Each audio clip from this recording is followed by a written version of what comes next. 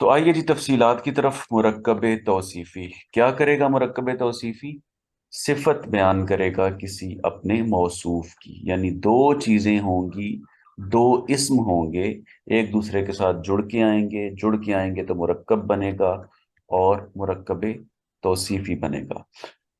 تو موصوف ہوگا اور صفت ہوگی۔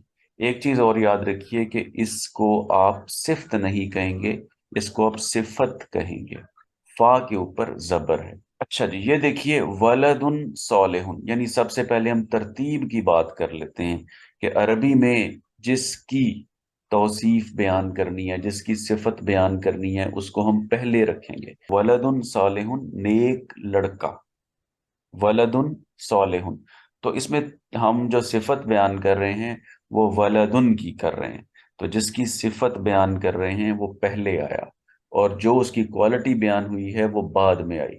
لیکن اگر آپ اردو کی بات کرتے ہیں تو اردو میں کیا ہوتا ہے کہ جو صفت یا کوالٹی ہوتی ہے وہ پہلے آتی ہے، صفت یا کوالٹی پہلے آتی ہے، اور جو جس کی بیان کی جا رہی ہوتی ہے وہ بعد میں آتا ہے۔ تو یہ ریورس آرڈر ہو گیا اردو میں اور عربک میں، اور انگلش میں بھی عربی سے الٹ ہے، جیسے good boy, what is good?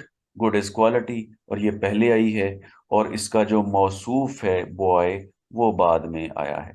تو اردو اور انگلش اس میں ایک دوسرے کے مطابق ہیں، ایک دوسرے کے ساتھ الائنڈ ہیں، اور عربی میں ترتیب الٹ ہے، ولدن صالح، نیک لڑکا، یعنی ولد پہلے صالح بعد میں۔ مرکب توصیفی کو بنانے کے لیے کچھ قواعد ہیں، جن میں ایک بڑا امپورٹنٹ قاعدہ ہے، اس کی طرف ہم جاتے ہیں۔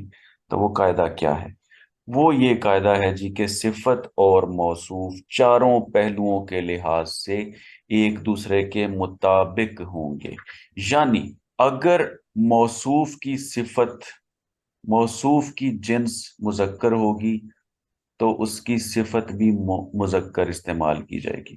اسی طرح عدد بھی ایک جیسے ہوں گے، اگر واحد ہے آپ کا موصوف تو اس کی جو آپ کوالٹی بیان کریں گے وہ بھی واحد استعمال ہوگی، اگر وہ معرفہ ہے تو کوالٹی بھی معرفہ استعمال ہوگی، اور جو اعرابی حالت موصوف کی ہوگی وہی صفت کی ہوگی۔ یعنی جو چاروں کوالٹیز کو آپ دیکھ لیں، جو کوالٹیز موصوف کی ہوں گی اس کے مطابق ہی صفت بھی آئے گی۔ اس کی تفصیل آگے فوراً آنے والی ہے۔ یہاں دیکھیے جی، یہاں یہاں ہے عبدن صالح، عبدن صالح، عبدن صالح۔ اس میں ہو یہ رہا ہے، یعنی عدد، مذکر مؤنث اور اعراب، یہ ہم نے فکس رکھے ہوئے ہیں۔ جیسے عبدن کی بات کریں تو واحد ہے، مذکر ہے اور نکرا ہے۔ یہ چیز اس میں بھی اور اس چیز میں بھی تینوں چیزیں فکس ہیں۔ ویری کیا کر رہا ہے؟ اعرابی حالت۔ تو دیکھیں اعرابی حالت اگر ایک کی بدلے گی، یعنی موصوف کی بدلے گی، تو صفت کی بھی بدلے گی۔ عبدن صالح، دونوں چیزوں کی اعرابی حالت حالت رفع ہے، باقیوں کو تو ہم چھیڑ ہی نہیں رہے، باقی تو فکس ہے۔ یہاں پر حالت نصب جب ہوئی، عبدن سے عبدن ہوا تو صالحن ہوا، وہ صالحن نہیں رہا، وہ صالحن ہو گیا۔ اسی طرح سے جب عبدن ہوگا یعنی حالت جر میں جائے گا تو صالحن ہو جائے گا، وہ بھی جو آپ کی صفت ہے وہ بھی جر میں چلی جائے گی۔ تو اس میں دیکھیں کیا ہوئی بات کہ جنس مذکر ہے، وسعت نکرہ ہے، عدد واحد ہے۔ اعرابی حالت اس میں متغیر ہے، جیسے جیسے رفع سے نصب اور نصب سے جر ہو رہی ہے اعرابی حالت موصوف کی، صفت کی بھی ویسے ویسے بدل رہی ہے۔ اور ذرا یہ دیکھیے، اب ہم نے تھوڑی سی اور تبدیلی لائے ہیں۔ ہم نے نکرہ سے معرفہ جب بنا دیا عبد کو، العبدو ہو گیا تو الصالح ہو گیا، موصوف بھی آپ کے سامنے یعنی معرفہ کے اگینسٹ معرفہ ہی آ گیا ہے۔ اب دیکھیں جب واحد سے تثنیہ میں ہم چلے گئے، اب دانی، تو پھر صالح نہیں آئے گا، وہ بھی صالحانی ہو گیا۔ اور جب اسی چیز کو آپ کنورٹ کر رہے ہیں حالت نصب اور حالت جر میں، تو اب دینی تو صالحین ہو گیا۔ اب یہ حالت نصب اور حالت جر ایک جیسی ہے، لہٰذا آپ کو مزید کوئی ایک اور ویرائٹی لکھنے کی ضرورت نہیں ہے۔ یہاں دیکھیے جی، عباد صالحون، عباد کیا ہوتا ہے جی؟ عبد کی جمع، اور جمع مکسر ہے۔ عباد جب آ گیا تو یہ صالحون ہو گیا، عباد صالحون، حالت رفع ہے دونوں کی، لیکن جو تبدیلی آئی وہ یہ کہ جب یہ جمع ہوا تو یہ بھی جمع ہوا۔ اب آپ اس کو کنورٹ کریں ایک چیز کو معرفہ میں، العبادو ہو جائے گا تو یہ بھی الصالحون ہو جائے گا، العباد الصالحون ہو جائے گا۔ تو اس میں یہ بتانے کی کوشش کر رہا ہوں کہ اگر موصوف جو کہ پہلے آتا ہے ترتیب میں، اس میں کوئی تبدیلی آئے گی تو وہی تبدیلی صفت میں بھی آئے گی۔ یہ آپ نے ان چاروں الفاظ، چاروں مرکبات میں دیکھا۔ مرکب کہنے کو ایک ہی ہے لیکن اس کی حالتیں بدلتی جا رہی ہیں۔ ایک مثال اور ہے، اب دیکھیں العباد الصالحین، یہ کیا ہوا؟ یہ جب حالت نصب میں گئی یعنی اس سے آگے جا رہے ہیں، یہ حالت رفع ہے، العباد الصالحون، العبادو تھا، جب یہ العبادی ہوا تو یہ صالحون بھی صالحین میں کنورٹ ہوا، یعنی حالت نصب سے، حالت رفع سے حالت نصب میں آیا۔ ایک چیز نہیں، دونوں چیزیں حالت نصب میں آئیں ایک ساتھ، اور جب یہ حالت جر میں آئی تو یہ چیز بھی حالت جر میں آئی۔ یہ الگ بات ہے کہ یہ جو صفت ہے یہ حالت جر اور حالت نصب میں ایک جیسی ہے، اور ایسی چیز کو آپ کو یاد ہوگا کہ ہم غیر منصرف کہتے ہیں۔ مزید مثالیں، کیونکہ مین اس میں جو ہمارا پرنسپل تھا، قاعدہ تھا، وہ یہی تھا۔ ایک دو اور آگے آئیں گے لیکن مین یہی تھا، لہٰذا مختلف مثالوں سے ذرا اس کو پختہ کر لیا جائے۔ امراۃن، واحد ہے، ایک عورت کو امراۃن کہتے ہیں۔ صالحۃن، چاروں کوالٹیز گن لیں امراۃن کی، مذکر مؤنث واحد جمع نکرہ معرفہ اور حالت، اعرابی حالت بالکل اس کے مطابق ہے صالحۃن، کوئی فرق نہیں۔ اب امراۃن سے امراۃن کیا تو کیا چیز بدلی؟ اعرابی حالت بدلی، تو صالحۃن بھی ہو گیا صالحۃن سے، یعنی ہم رفع سے نصب میں آئے ہیں، اور اس سے آگے یہاں پر امراۃن صالحۃن، تو یہ اوپر والی ساری کی ساری لائن ایک جیسی ہے سوائے حالت رفع، حالت نصب اور حالت جر۔ اب آ جائیں جی یہاں سے ایک عورت کی جگہ دو عورتوں کی بات ہو جائے، امراۃانی صالحتانی، امراۃینی صالحتینی، آگے جانے کی ضرورت نہیں کیونکہ امراۃینی جو ہے یہ بھی آگے چل کے یعنی حالت نصب اور جر ایک جیسی ہے، اور صالحتینی کی بھی ایک جیسی ہے، لہٰذا ہمیں تیسری والی جو سچویشن ہے وہ دوسری والی سچویشن میں ہی کور ہو رہی ہے۔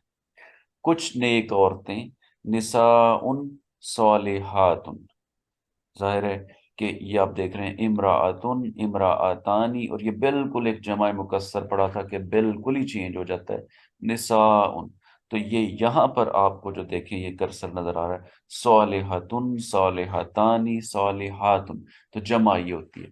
تو اس طرح سے دیکھیں کہ یہ واحد تثنیہ جمع بھی ذہن نشین آپ کر رہے ہیں، ریپیٹ کر رہے ہیں، اور صالحتن صالحتانی صالحہ صالحاتن بھی آپ کی ایک طرح سے ریویژن ہو رہی ہے۔ تو آپ یہ دیکھیں کہ ہم جب تثنیہ سے جمع میں آئے تو یہ والی جو صفت ہے یہ بھی تثنیہ سے جمع میں آ جائے گی، اور آپ کو پتہ ہے کہ صالحتن کی جمع صالحاتن ہوتا ہے، اور اس کے بعد نساء کو جب ہم نے نساءن بنایا تو صالحاتن کو صالحاتن بنایا۔ یہ حالت نصب ہے جو حالت جر جیسی ہوتی ہے، اور حالت جر کو بھی آپ اسی لحاظ سے دیکھ لیں۔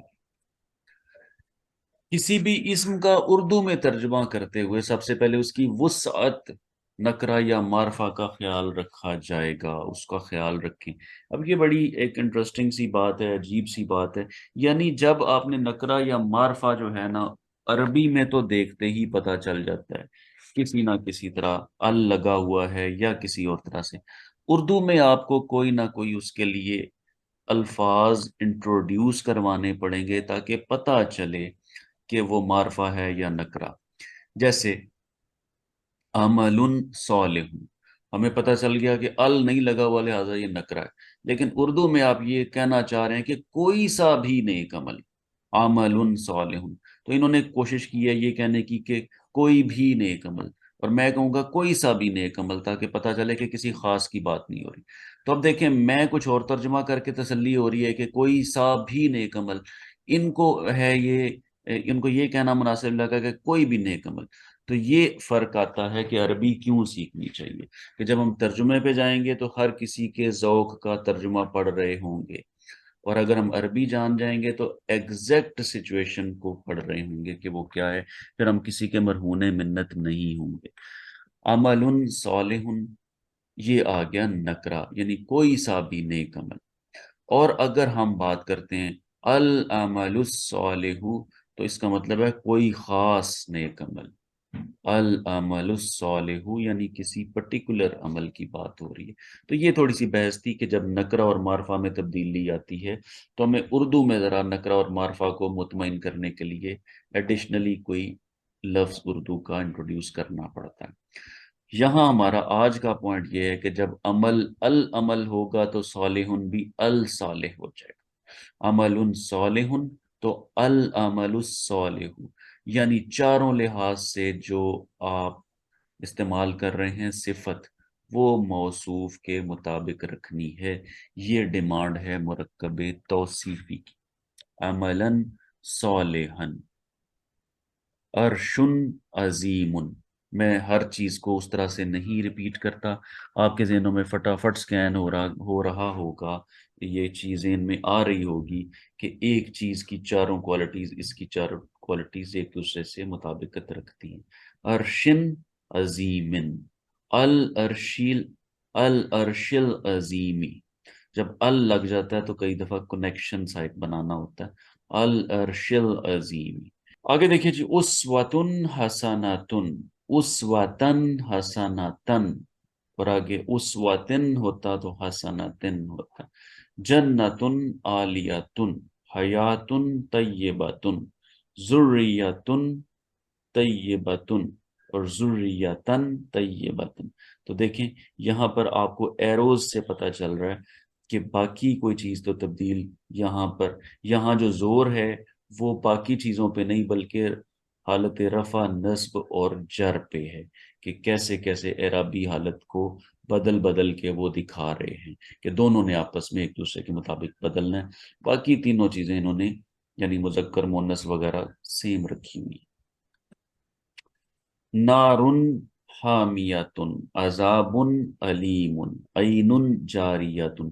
تو یہ بھی آپ دیکھ لیں کہ یہاں بھی جو مجھے فرسٹ لک میں نظر آ رہا ہے وہ یہی ہے کہ اعرابی حالت کو بدل بدل کے ایک دوسرے کے مطابق یہ مطمئن کر رہے ہیں آپ کو، اور آپ کو تاکید کر رہے ہیں کہ اعرابی حالت ایک دوسرے کے مطابق ہونی چاہیے، ایک بدلے گا تو دوسرا بھی بدلے گا۔ الصراط المستقیم، حالت نصب، تو اگر یہ حالت نصب میں ہے صراط یعنی موصوف، تو صفت بھی حالت نصب میں ہے، اور یہ معرفہ ہے تو یہ بھی معرفہ ہے۔